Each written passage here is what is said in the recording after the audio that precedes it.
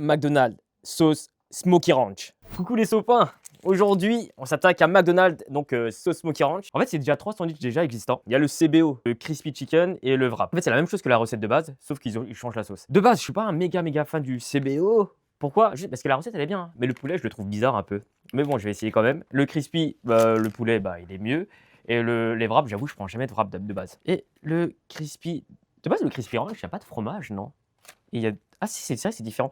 Normalement, je crois que le Crispy Chicken, le classique, il y a pas de fromage et tomate. Mais bon, de toute façon, on y va directement. Et je vais commencer par le Crispy.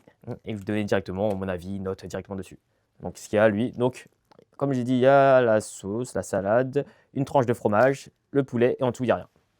On y va.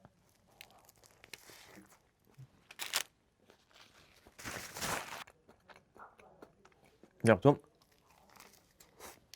Ouais, c'est pas mal. Après, pourtant, il y a pas mal de sauce, hein. Mais je sens pas tant que ça. Bah, le fromage, en plus, comme c'est proche McDo, il a pas tant de goût que ça, donc ça change pas grand-chose. Mais après, ça reste un bon sandwich. Le poulet, il est bon, il est croustillant. Donc, je mettrais quand même un 7 sur 10, je pense, pour lui. Ensuite, on y va directement pour le CBO. On est parti pour lui. Donc, qu'est-ce qu'il y a? Il y a la salade, les oignons frits, tranche de fromage, le poulet et...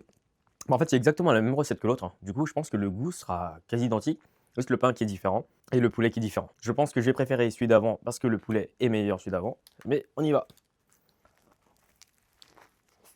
Comme j'ai dit, c'est pas mauvais. Par contre, il y a nettement moins de sauce que l'autre. Il est moins bon parce que le poulet est moins bon. Et je préfère la sauce du CBO de base. Donc je vois pas vraiment l'intérêt. Et si, j'ai oublié de vous parler des prix. Pour les 3 sandwichs, alors hors menu, et c'est pas par Uber Eats, j'ai pris directement emporté là-bas, 21,40 € pour les 3 sandwichs. Est-ce que c'est cher? C'est les prix d'aujourd'hui, hein, de McDonald's, les prix des fast-food en général. Là, on va passer directement au wrap. Alors, qu'est-ce qu'on a dans le wrap? Alors, c'est exactement la même recette que les deux autres. Donc, juste lui, c'est le poulet qui est différent. Alors, je prends jamais de wrap. Du coup, ça, c'est, je connais pas vraiment ce poulet-là. À un moment donné, il faisait des tenders McDonald's, non? Donc, ça doit être ceux-là.